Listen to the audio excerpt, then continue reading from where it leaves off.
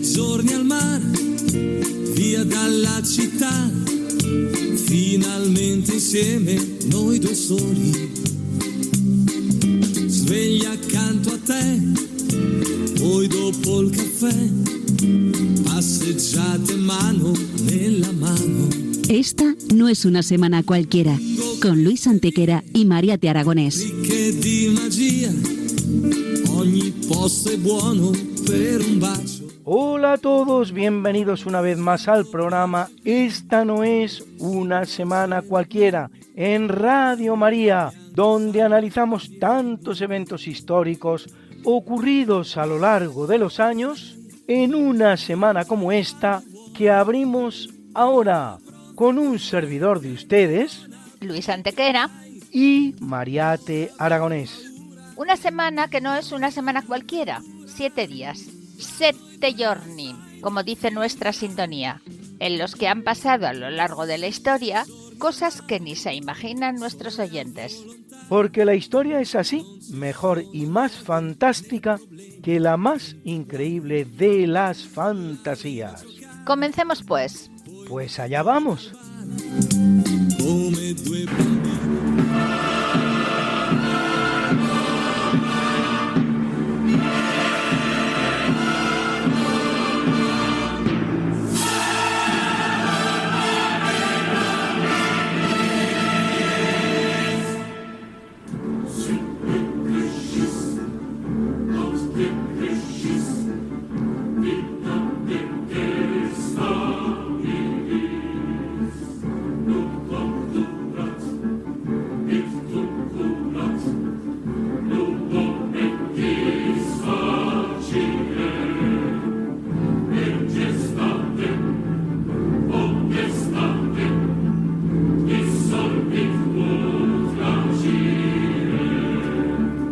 En 48 a.C., en los territorios de la actual Albania, tiene lugar la batalla de Dyrrhaquio, en la que Cneo Pompeyo derrota a Julio César, aunque desaprovecha la oportunidad de aniquilarlo y acabar con la guerra civil que sostienen y que luego terminará perdiendo, lo que una vez más demuestra que ganar una batalla no es ganar la guerra.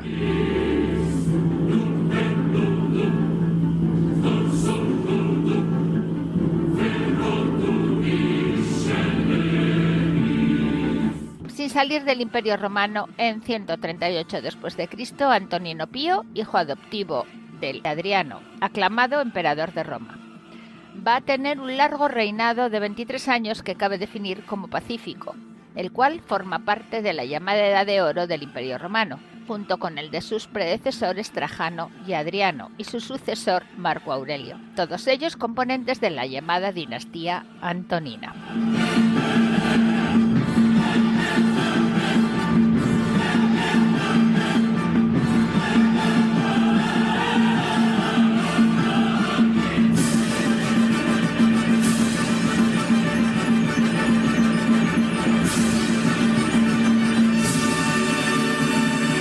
Corriendo el año de 988, en el marco de la guerra contra los vikingos que ocupan Irlanda, Malaquías el Grande, en irlandés, Mael Snailmac Domnail, conquista el reino de Dublín, ciudad fundada por los vikingos en 841, siglo y medio antes, y cuyo nombre significa Laguna Negra en la lengua gaélica de los irlandeses.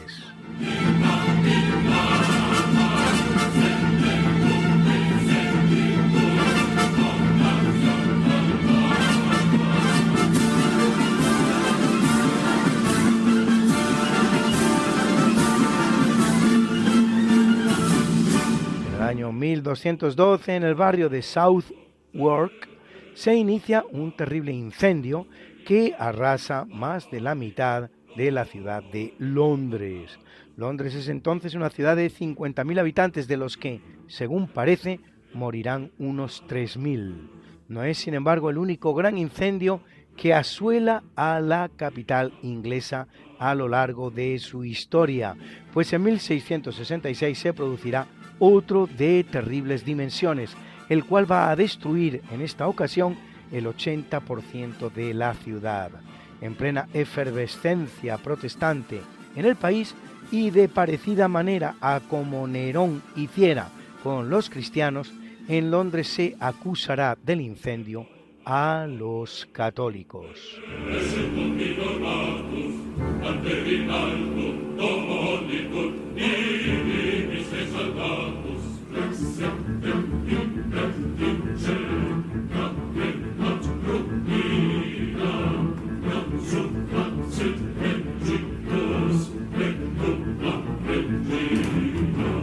Buenas noches, querido tocayo. La guerra entre los dos Pedros.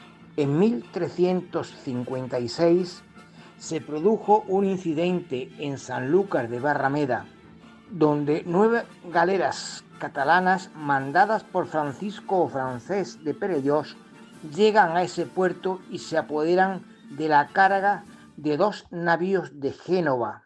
En esos momentos, Génova mantenía muy buenas relaciones con Castilla, pero mantenía guerra con Aragón. El incidente se produjo en un puerto de Castilla. Pedro I, rey de Castilla, que se encontraba en ese momento en Sanlúcar, unos decían que estaba pescando atunes, otros que estaba divirtiéndose, quiso reaccionar, pero Perellós se le anticipó, y cuando Pedro I quiso actuar, las naves catalanas, con el botín obtenido de las genovesas, ya se habían escapado del puerto. El rey Pedro I ordenó que 7 galeras y 6 naos que estaban en Sevilla se aprestaran y zarparan en persecución de las naves catalanas, donde él mismo se puso al frente de esa flota y las persiguió hasta Tavira. Pero la ventaja que ya habían conseguido las catalanas impidió que las galeras castellanas las alcanzaran. El rey castellano emitió una reclamación a Pedro IV de Aragón, pero el aragonés no le ofreció satisfacción adecuada, lo que provocó el furor del Pedro castellano y encomendó a uno de sus caballeros, Gil Vázquez de Segovia, que se dirigiera a Aragón para pedir explicaciones más satisfactorias al rey Pedro IV. En caso contrario, debería entregarle al rey aragonés un documento de desafío.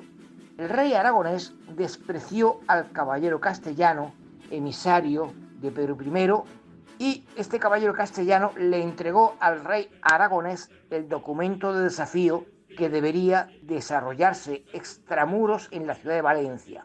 Pero el rey aragonés rechazó el lugar y propuso, en cambio, como campo de honor para celebrar el encuentro, la villa de Nules, que no fue aceptada por el rey castellano porque Nules se encontraba más alejado de la frontera castellana que la ciudad de Valencia y temía verse en una encerrona. Pedro I tomó esa negativa del rey aragonés como una declaración de guerra, lo que llevó en las primeras semanas a una serie de escaramuzas fronterizas, y Pedro I planeó el bloqueo de los puertos aragoneses del Mediterráneo, especialmente el de Barcelona. Pedro I armó una escuadra en los puertos del Golfo de Cádiz y de Sevilla salió una armada compuesta por 40 galeras, 80 naos, 3 galeones y 4 embarcaciones de apoyo y suministros.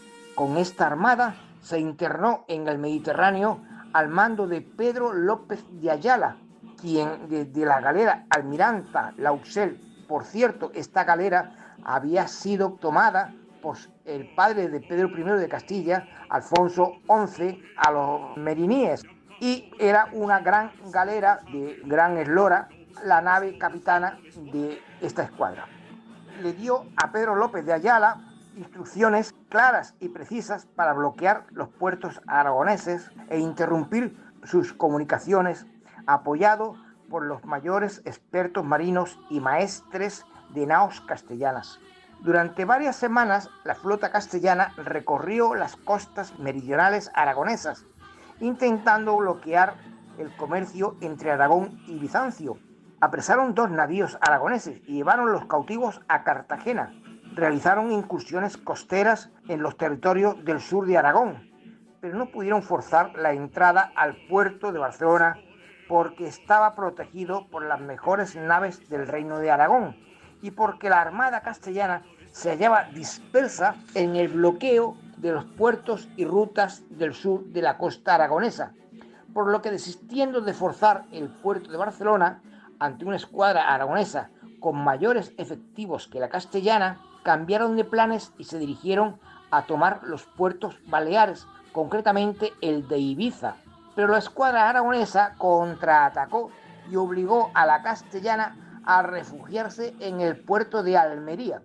Hay que hacer constar que en esta guerra los aragoneses fueron apoyados por los caballeros castellanos seguidores de Enrique de Trastámara, que se habían refugiado en la corte aragonesa, y el propio Enrique de Trastámara afianzó la buena relación con el rey aragonés mediante el compromiso matrimonial de su heredero con una princesa aragonesa, Leonor. Pero Pedro IV, a su vez, le propuso el enlace de su hijo Juan con la hija de Enrique de Trastámara. Dada la minoría de edad, se pospusieron los esponsales hasta la mayoría de edad de la princesa. Ha sido, una vez más, una noticia de nuestro galeno historiador, Luis Aguilera. Muchísimas gracias, doctor.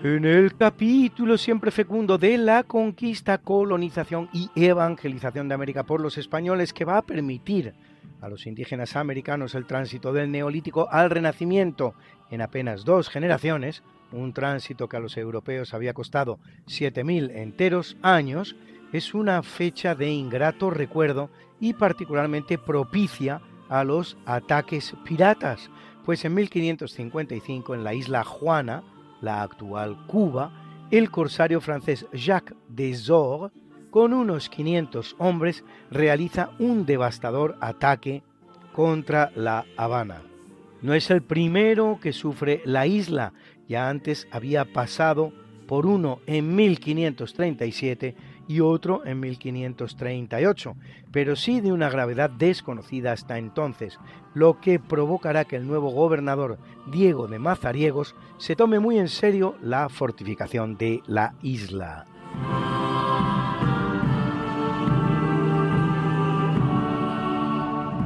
Y en 1668 es el pirata galés Henry Morgan el que entra en la ciudad de Portobelo, en Panamá, y como Sor con anterioridad en Cuba la devasta. No será su único ataque contra el istmo panameño, pues en 1671 realiza otro contra los asentamientos de Panamá la Vieja y el fuerte San Lorenzo, haciendo posible todos ellos y muchos más 3 siglos de pax hispana sin precedentes en la historia americana, la cual, una vez que España abandone el escenario, conocerá más de 2 centenares de conflictos, tanto civiles como entre vecinos. Y no digamos con el tío Sam.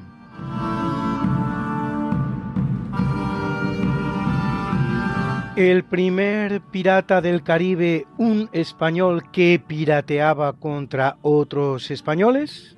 Alberto Hernández, el gran Alberto, nos cuenta los hechos y luego ustedes juzgan. Bernardino de Talavera. Poco se sabe de este hombre. Se sabe, eso sí, que acompañó en el segundo viaje de Colón a América, pero no tenía apellido, por lo cual se deduce que ni era noble ni siquiera hidalgo. El caso es que nos lo encontramos ya en América y el primer susto que tiene es cuando desembarca en una isla, él y unos compañeros, y se encuentran que los indios huyen y él entra en la choza y se ve que está preparada la comida. Lo que tenían los indios para comer eran cabezas y pies humanos. Fue un mal presagio para nuestro aspirante a conquistador, Pero en fin, siguió con Colón, llegó a la isla de la Española y allí trajo batallas contra los indios. Y no debió hacerlo mal, puesto que le concedieron una encomienda y se dedicó a cultivar el azúcar. Pero despilfarraba mucho y le gustaba mucho el alcohol, en particular el ron, como llaman por allí. El caso es que rápidamente se llenó de deudas. Así que no le quedó otra que en el año 1509, con otros de su misma estilo, robaron un barco genovés que había en el puerto y se dedicaron a hacer pequeños actos de piratería. También iban a donde había pueblos indígenas pequeños y bueno, los saqueaban. Enterado que Alonso de Ojeda estaba en tierra firme, pues se dirigió hacia allí con su barco a ver qué podía sacar.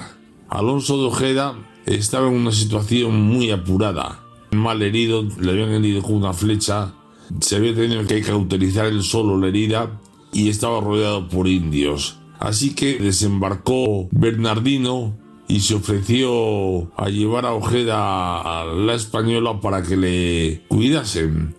Pero el resto que hizo fue cambiar el oro de los conquistadores por alimentos para ellos. Con el oro se volvió a embarcar y con Ojeda, pero una vez en el barco ya en mar, pues resulta que le encerró pensando pedir por él un buen rescate. Pero hubo una tormenta muy fuerte y los piratas no sabían cómo solucionar el problema. Así que recurrieron a Ojeda y que tampoco era navegante, pero había estado con muchos navegantes, entre ellos Juan de la Cosa o Américo Vespucio, pues resolvió el problema como pudo y les llevó a la isla de Cuba. Allí embarrancaron. Y Ojeda secretamente mandó al gobernador de Jamaica un mensaje diciendo dónde estaban y que fueran a rescatarlos. Y efectivamente, tuvieron que atravesar ciénagas donde los piratas perdieron varios hombres por los caimanes, hasta que llegó un lanchón y le rescató y le llevó a la isla de la Española. Allí Ojeda delató a los piratas y bueno, fueron juzgados, y aunque en su defensa salió Ojeda, el propio Colón ordenó que les ahorcasen en la isla por piratería. Bueno, hemos sido los primeros en toda América, también fuimos los primeros piratas. Bernardino de Talavera es considerado el primer pirata del Caribe, 100 años antes que ingleses, franceses y holandeses.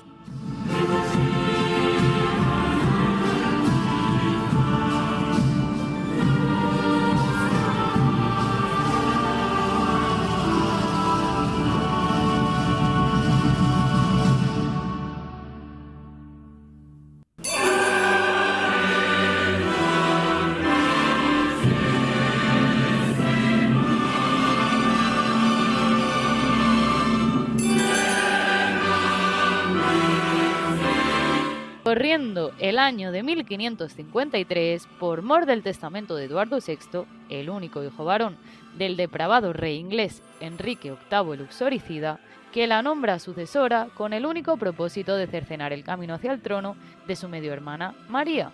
Accede al trono inglés la joven Lady Jane Grey, de 16 años de edad, llamada la Reina de los 9 días, pues eso es lo que va a durar su reinado. Jane era una sobrina segunda de Eduardo VI y bisnieta de Enrique VII de Inglaterra, el primer Tudor y padre de Enrique VIII. Así como mujer de gran formación y cultura, pero carente de todo apoyo, la pobre desgraciada no podrá hacer frente a la llegada a Londres de María, tía segunda suya igualmente, y en pago de su osadía será decapitada el 12 de febrero de 1554 en la Torre de Londres. Ha sido la noticia de Lula.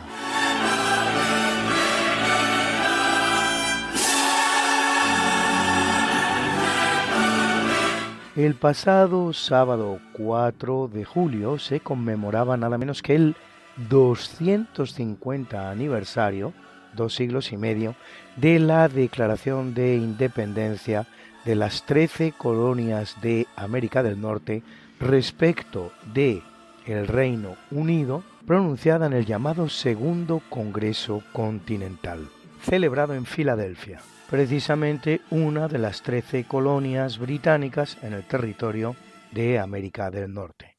A partir de ese momento, la participación española para que esas 13 colonias de América del Norte consiguieran su propósito de emancipación será decisiva, incluso más importante que la tantas veces cacareada intervención francesa. He aquí un resumen de dicha participación. La independencia de los Estados Unidos no puede entenderse sin el contexto internacional que la hizo posible. Tras la Guerra de los 7 Años, 1756 a 1763, Inglaterra emergió victoriosa frente a España y Francia, pero muy endeudada. Para sanear sus finanzas impuso nuevos impuestos y restricciones comerciales a sus colonias norteamericanas, a la vez que les negaba representación en el Parlamento de Londres. La Proclamación Real de 1763, que prohibía la expansión al oeste de los Montes Apalaches, agravó el descontento y condujo al estallido del conflicto en 1775. Para las monarquías de España y Francia, la rebelión de las 13 colonias inglesas representó una oportunidad estratégica para debilitar a Inglaterra y recuperar el equilibrio de poder perdido. Desde el principio, el rey español Carlos III decidió ayudar a la causa, aunque provisionalmente optó por hacerlo en secreto hasta estar debidamente preparado para la guerra contra Gran Bretaña y sin reconocer oficialmente la independencia ni a los representantes del Congreso Continental.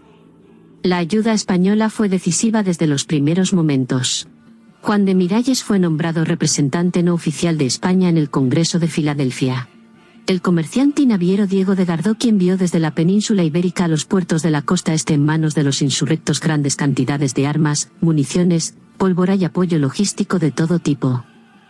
En Nueva Orleans, el gobernador de Luisiana, Luis de Unzaga, permitió el envío clandestino de suministros a través del río Mississippi.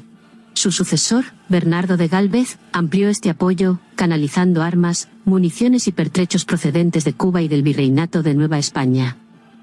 En 1776, un solo cargamento financiado en secreto por España y Francia incluyó decenas de miles de fusiles, cañones y uniformes, sin los cuales la Revolución Americana no habría sobrevivido. España entró en guerra contra Inglaterra en 1779. A partir de ese momento, Gálvez dirigió una serie de campañas militares decisivas en la costa del Golfo de México. Estas operaciones fueron llevadas a cabo por fuerzas formadas por soldados de todos los rincones, etnias y razas de la monarquía hispánica.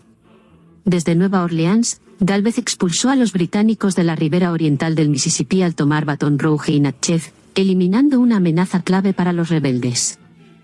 En 1780 conquistó la Movila, actual Mobile, y en 1781 culminó su campaña con la toma de Pensacola, actual Pensacola, tras una audaz operación naval en la que él mismo entró en la bahía bajo fuego enemigo. Una gran expedición de refuerzo mandada por José Solano y Bote apoyó la última fase de la operación. Estas victorias tuvieron un efecto estratégico fundamental. España cerró el acceso británico al Golfo de México, impidiéndoles el envío de refuerzos. En 1780, el control español del río Mississippi fue asegurado por la defensa de San Luis de los Illinoises, actual San Luis, lo que garantizó el flujo constante de suministros hacia los americanos y bloqueó cualquier avance británico desde el norte. España y Francia obligaron a Inglaterra a combatir en otros frentes, no solo en Norteamérica. Esto le dificultó dedicar recursos a la guerra contra las 13 colonias, ya que también tuvo que luchar en las costas de Centroamérica, en el Océano Atlántico y el Caribe, Gibraltar, Menorca y el Canal de la Mancha. La propia Inglaterra estuvo a punto de ser invadida en 1779, operación que se canceló al producirse una epidemia en la Armada francesa. En 1780, la captura por el almirante Luis de Córdoba de un convoy de 55 barcos fue devastadora para los británicos. La contribución hispana no fue solo militar. Hispanos de toda América aportaron dinero cumpliendo una real cédula contributiva de 1780. El enviado real Francisco de Saavedra obtuvo fondos en La Habana y canalizó grandes cantidades de reales de A8 para financiar operaciones conjuntas con Francia. La decisiva batalla de Yorktown, en 1781, fue financiada con dinero español procedente en su mayor parte del Virreinato de Nueva España y de los comerciantes y habitantes de La Habana. La guerra concluyó con el Tratado de París de 1783. España recuperó la Florida, pero su mayor legado fue haber hecho posible el nacimiento de una nueva nación. Incluso la primera moneda oficial de los Estados Unidos fue el real de A8 español, o peso hispano, del que proviene el símbolo dólar. Sin el apoyo militar, financiero y humano del mundo hispano, la independencia de los Estados Unidos no habría sido posible. Es una contribución esencial que, durante demasiado tiempo, ha permanecido fuera del relato histórico dominante y que los hispanos no deberíamos olvidar y sí reivindicar. Ha sido un reportaje de la Asociación Héroes de Cavite.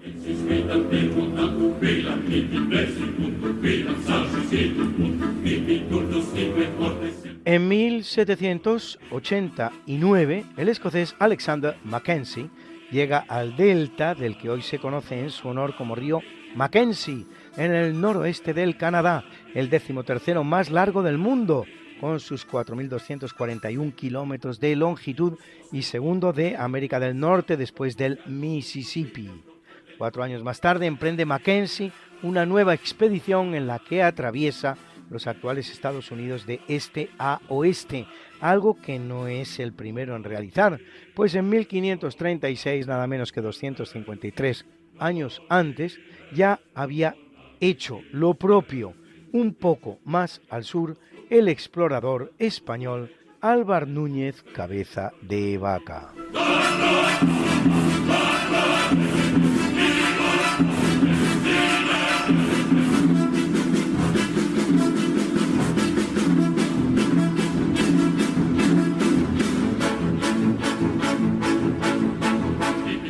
Corriendo el año de 1810, en el marco de la francesada y tras larga y heroica resistencia de sus habitantes, las tropas gabachas del general Pierre Bast incendian la bella ciudad soriana de Almazán, defendida por 1.500 hombres al mando del cura Merino.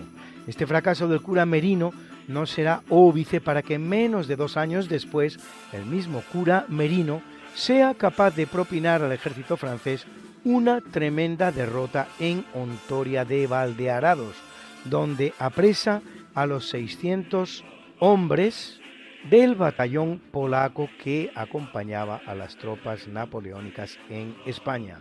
El equipo de Esta no es una semana cualquiera ha podido rescatar, tras arduos y complicadísimos trabajos, la arenga pronunciada por el cura Merino, Jerónimo Merino Cobb, por cierto, de nombre de pila, en aquella ocasión a sus soldados, arenga que ofrecemos a ustedes en rigurosa exclusiva.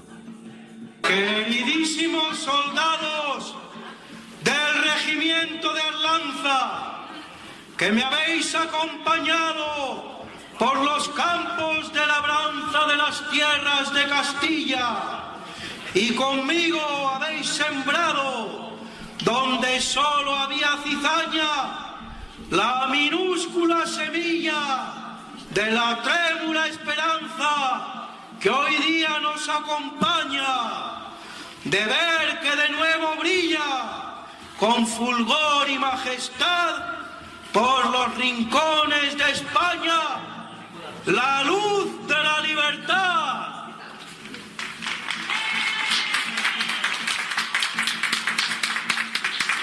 Españoles, españoles, mujeres y hombres honrados, labriegos y ciudadanos de Hontoria de Valdearados.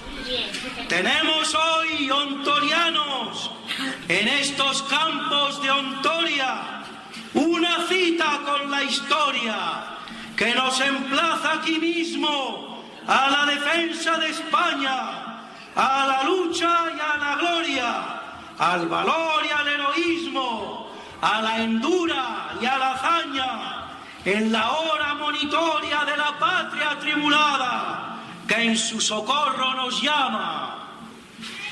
Mis amigos hontorianos se dirigen hacia Hontoria con sus sargentos gabachos de abigarrados faldones y ridículos mostachos, centenares de polacos ennortados y cabrones, borrachos Cachuzos, mamarrachos, gente mala, vil escoria, papanatas y morlacos, que han venido de muy lejos para hacer de nuestra Ontoria y de las tierras de España tierras de pasto y conejos, de la pérfida guadaña del Bonaparte felón. Y no saben que esta tierra, desde el Aneto al Peñón y del uno al otro mar, tiene ya dueño y señor.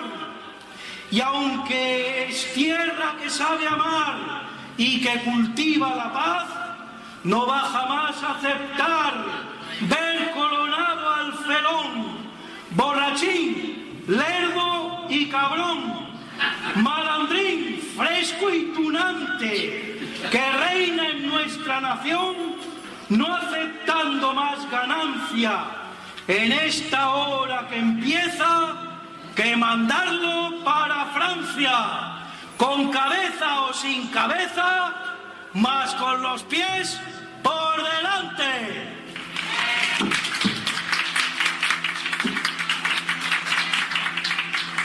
Que nosotros, ontorianos, no servimos a otra cosa, ni aceptamos más señor que al rey de España y a Dios, y a su margen y a su madre milagrosa, que es la Virgen de la Serna, viva, santa, buena, hermosa, es la imagen viva y tierna de Ontoria, España y de Dios.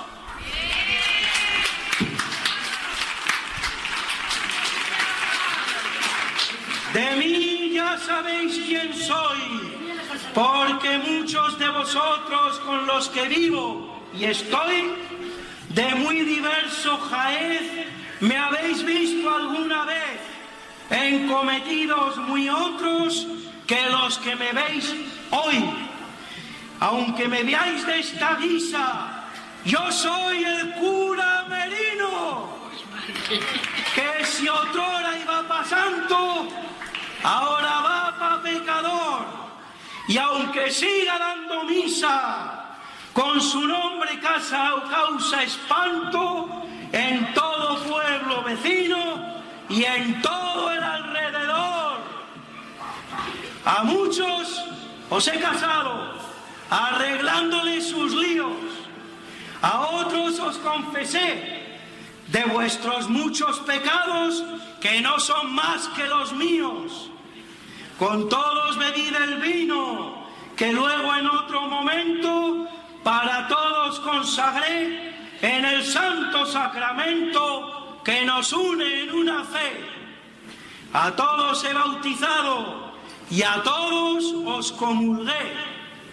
Mas hoy, amigos de Ontoria, sin que siente parangón, hoy se trata de otra historia, que es arenga y no sermón, lo que os traigo en el zurrón.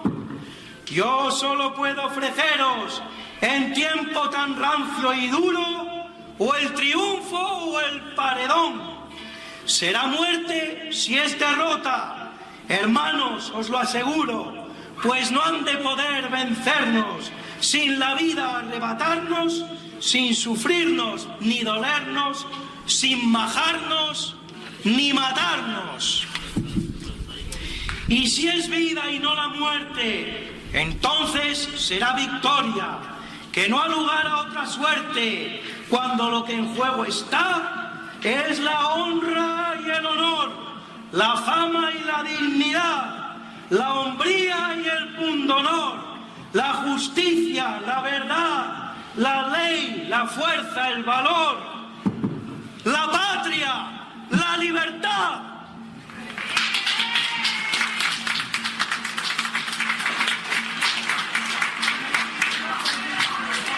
Aquí os emplazo, ontorianos, aquí os emplazo, españoles, a mostrar vuestros bemoles y a exhibir vuestros reaños, que hoy toca arriesgar la vida, por mucho que sea bella y que no sea querida, para salvarnos la honra, pues ¿acaso quiere aquella quien la vive en la deshonra? Hoy la patria nos convoca, mis amigos ontorianos, contra el maldito francés, de Zaragoza a Gerona, de Móstoles a Lavapiés, de Cádiz a Barcelona, desde Gata al Finisterre, de Burgos a Valdearados.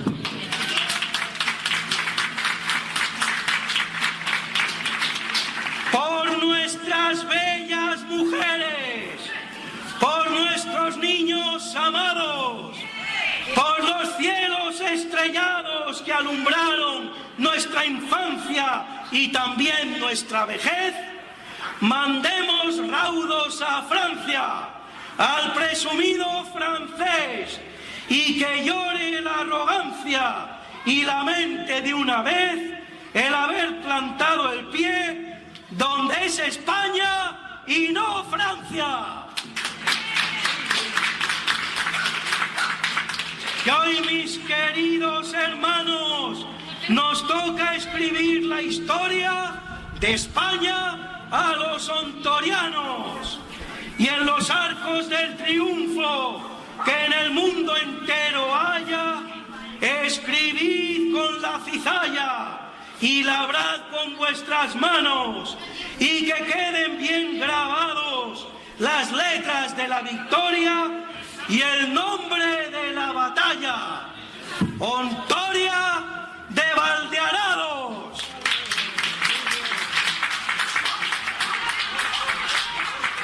Gritad conmigo, soldados, gritad conmigo, ontorianos: ¡viva Ontoria de Valdearados!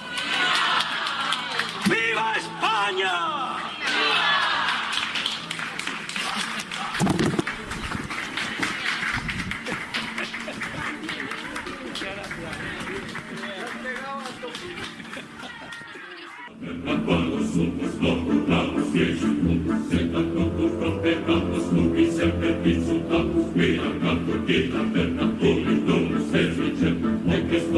Corriendo el año de 1940 en el marco de la Segunda Guerra Mundial y en virtud de los acuerdos tomados en Rétonde para el armisticio de 22 de junio de 1940 entre franceses y alemanes, se establece en Francia el gobierno de Vichy, también conocido como de la Francia Libre, presidido por el general Pétain, héroe francés de la Primera Guerra Mundial, en la parte de Francia no ocupada por los alemanes, más o menos un tercio del territorio galo. Al final de la guerra, Pétain será condenado a muerte por sus compatriotas a causa de su colaboracionismo, sentencia que le será conmutada por la de prisión perpetua. Y todo ello, como si en la Francia ocupada la resistencia a la entrada alemana hubiera sido superior, produciéndose en la capital francesa una entrada limpísima de los alemanes que no hubieron de pegar ni un tiro, con un partido comunista francés que incluso llamó a no ofrecer resistencia de ningún tipo, todo ello en virtud de la alianza que unía a alemanes y soviéticos en virtud del pacto Molotov-Von Ribbentrop, firmado solo un año antes.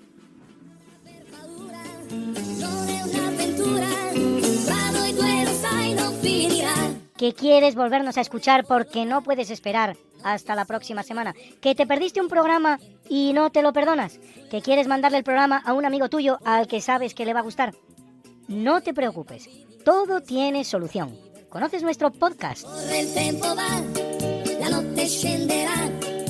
Introduce en la red Podcast Radio María, esta no es una semana cualquiera, y entrarás en el mundo mágico de la historia, con todos los programas que hemos emitido hasta la fecha. Miles y miles de minutos de historia de la buena, contada con honestidad, con rigor, de manera escueta y entretenida.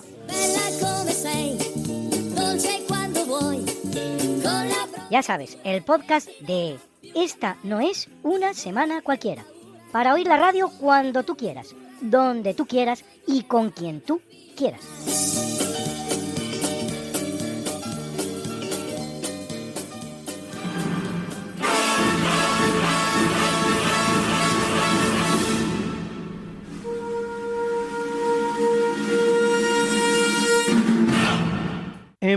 1962, el presidente del gobierno y jefe del Estado español, Francisco Franco, presenta al que hace su 9º gabinete desde que en octubre de 1936 asumiera la jefatura de la nación, un gabinete que incorpora la novedad de los llamados ministros tecnócratas, es decir, ministros especializados cada uno de ellos en el ramo cuyo ministerio se le transfiere, los cuales van a propiciar un importantísimo crecimiento económico del país hasta convertirlo en solo 10 años en la 8ª potencia industrial del mundo.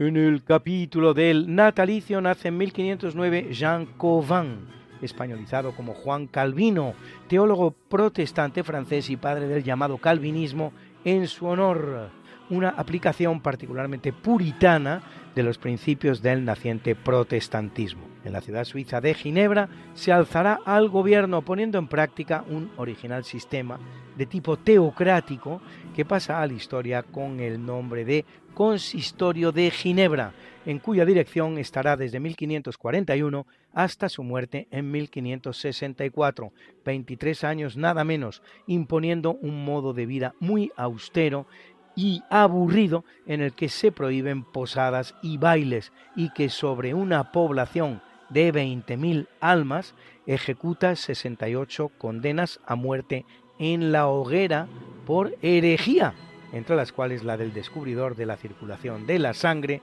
el gran sabio español Miguel de Servet.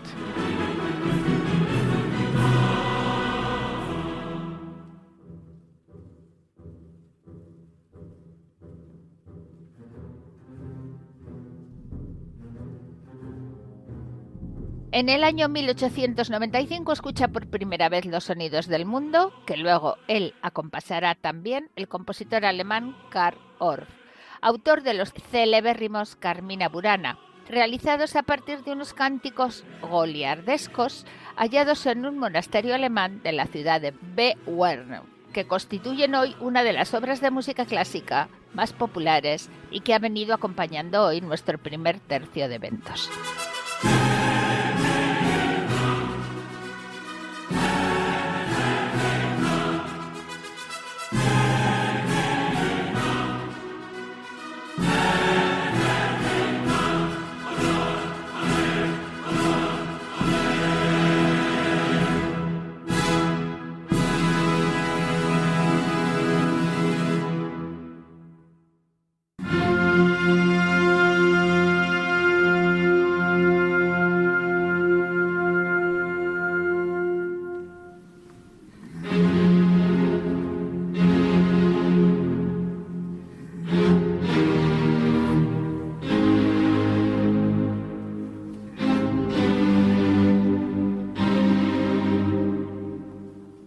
En el capítulo del obituario muere en el año 138 después de Cristo Publio Helio Adriano, emperador romano de origen español, que pone fin a las guerras judías en Palestina con la destrucción de la ciudad de Jerusalén y el levantamiento en su solar de una nueva ciudad de corte romano, Aelia Capitolina, y lleva al Imperio Romano a su esplendor cultural. Construye dos de las grandes obras de la arquitectura romana, el Panteón de Roma y la magnífica Villa Adriana, en la ciudad de Tívoli, a 30 kilómetros de Roma. Verdadero museo con obras de arte venidas de todos los rincones del vasto Imperio Romano, todavía visitable al día de hoy.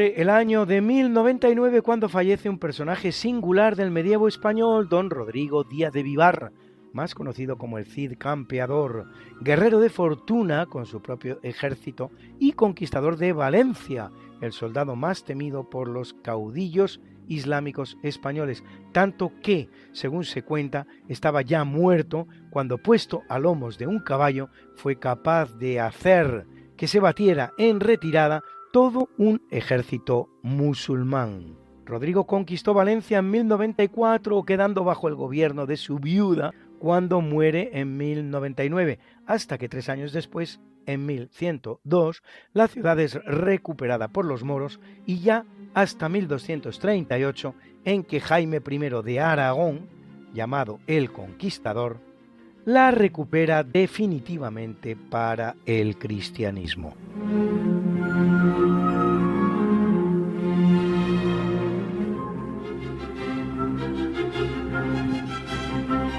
En 1559 muere en París el rey de Francia, Enrique II, herido durante un torneo celebrado con motivo de la boda de su hija Isabel con Felipe II de España, por la lanza del conde de Montgomery que le entra por un ojo.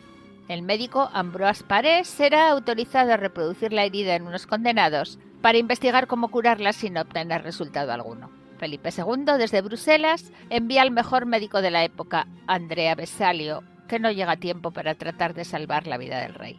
Una afortunada cuarteta de Nostradamus que reza: el león joven sacará los ojos al león viejo, y el león viejo morirá una muerte cruel. Aupará a la fama al supuesto vidente francés, cuyas demás cuartetas, sin significado alguno, se empeñarán muchos en interpretar para acomodarlas a la realidad.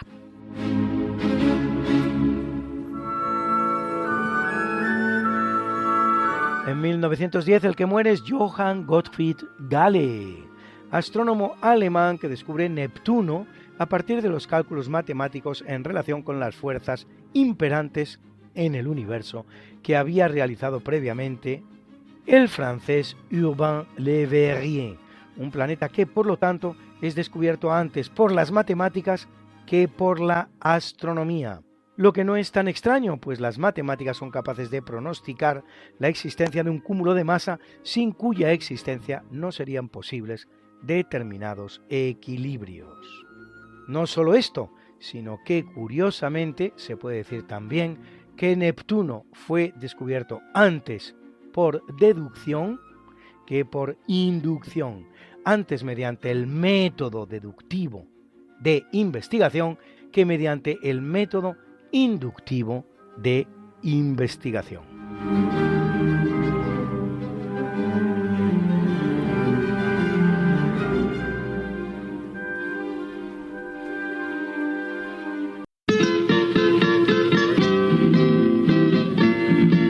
Un español en Rusia. Nos lo cuenta Alberto Hernández, el gran Alberto.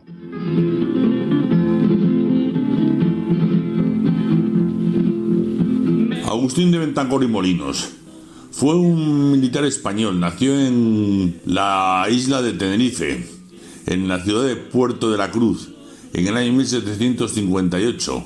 Su padre era teniente coronel del ejército y se dedicaba a los negocios de la seda. Él, siendo pequeño, junto con su hermana, diseñó un aparato textil para trabajar mejor la seda. El padre, visto el buen rendimiento del aparato, le mandó a estudiar a Madrid, a la escuela militar, que era la única que todavía hacía conocimientos técnicos. Efectivamente, llegó a Madrid, estudió, se hizo oficial del ejército, estuvo muy relacionado con la técnica y la ciencia, y estudió también en París y en Londres. En Londres, incluso aparte de los estudios que hizo, se dedicó a espiar para traer inventos para España. Vuelve a España, es el primero que es capaz de levantar un globo aerostático, está muy interesado en una línea telegráfica óptica, funda y dirige la Escuela de Caminos, Canales y Puertos Civiles y, entre otras muchas cosas, tiene que abandonar España cuando el motín de Aranjuez, porque era un poco afrancesado, y se va a París. En París se queda también allí a estudiar y demás. Pero el zar Alejandro I de Rusia envía un emisario a la Academia de París y le dice que qué ingeniero pueden contratar para que le haga algunos trabajos en Rusia. Y le dicen que el mejor que pueden contratar es este señor. Y efectivamente, pues allí se va nuestro amigo Agustín de Betancourt y los 16 últimos años de su vida los pasa en la Rusia zarista. Allí hace todo, principalmente hace el diseño de San Petersburgo, hace puentes sobre el río Neva, traza líneas de ferrocarriles, también funda la primera escuela de ingenieros de caminos de allí, hace andamios para catedrales, levanta un obelisco de 600 toneladas de peso. En fin, el zar está encantado con él, tanto es así que le nombra incluso mariscal de los ejércitos, y con la edad de 66 años, agotado físicamente, no puede seguir más trabajando y le pide al zar que le releve de sus funciones, cosa que el zar lo hace y le deja una cuantiosa pensión. Muere poco tiempo después, rodeado de su mujer y sus 3 hijas, una colección de pinturas, entre ellas 2 murillos, que hace que vuelvan a España. Es un héroe de Rusia. Han hecho un sello recientemente por 250 aniversario de su nacimiento. Un puente sobre el río Neva lo han bautizado con su nombre. Hay un canal con su nombre. Como leí en algún sitio, era un general español que reinó sobre los zares. Pues nada, esto es todo y buenas noches. Lástima que terminó el festival de hoy. Pronto volveremos con más diversiones. Y así es, amigos, esto se acaba. Nuestro programa llega a su final. Pero recuerda...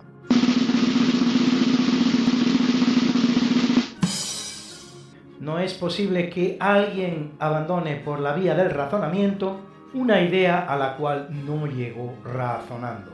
Jonathan Swift, uno de los grandes escritores irlandeses en lengua inglesa como Oscar Wilde, James Joyce, Bernard Shaw o Carl S. Lewis, autor de Historia de una barrica, Cadenus y Vanessa, de donde por cierto sale el nombre tan popular hoy día de Vanessa, pero sobre todo de Los viajes de Gulliver.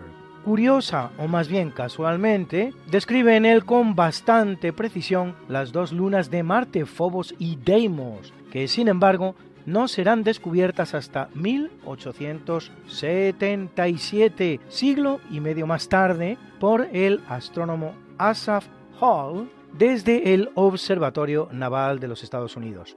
Voltaire, aunque después de Swift, menciona también los satélites, por lo que los 2 cráteres más grandes de Deimos serán bautizados precisamente así, Swift y Voltaire.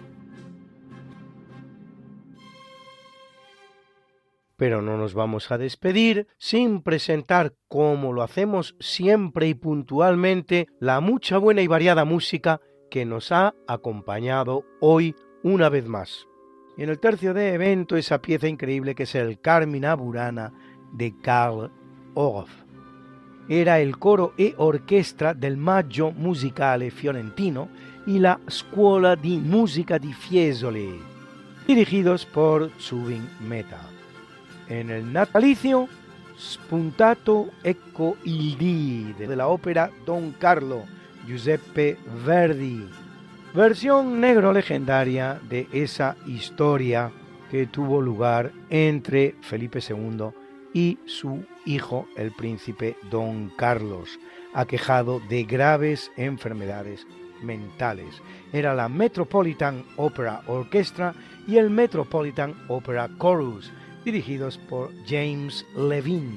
Y en el obituario de Ludwig van Beethoven, Egmont, opus 84 de su obra, su obertura.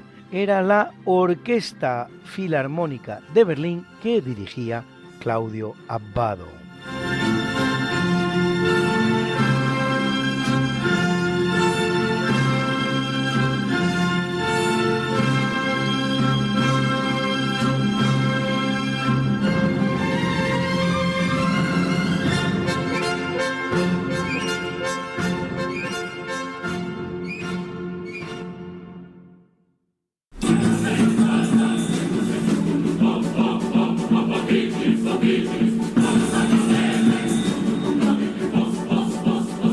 Y hoy hemos estado con ustedes Mariate Aragonés, Alberto Hernández, Luis Aguilera, Lula Antequera, Jerónimo Merino Coba, más conocido como el cura Merino, y su siempre seguro servidor, Luis Antequera.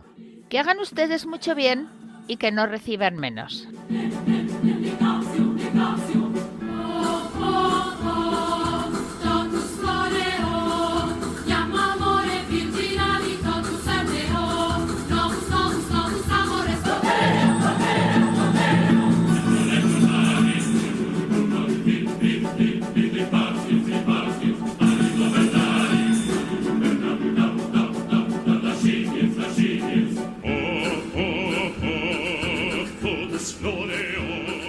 A que teníamos razón. La historia, ¿cómo es? Y no como nos gustaría que fuera. Hasta el próximo programa. Se despiden de ti Mariate Aragonés y Luis Antequera. Pero yo te veo muy pronto en el programa de Javier Ángel Ramírez, Diálogos con la Ciencia, el jueves a las 12 de la noche, o lo que es lo mismo, el viernes a las 0 horas, con nuevos episodios de nuestra apasionante historia. No te lo pierdas. Les hemos ofrecido en Radio María Esta no es una semana cualquiera, con Luis Antequera y Mariate Aragonés. No finirá.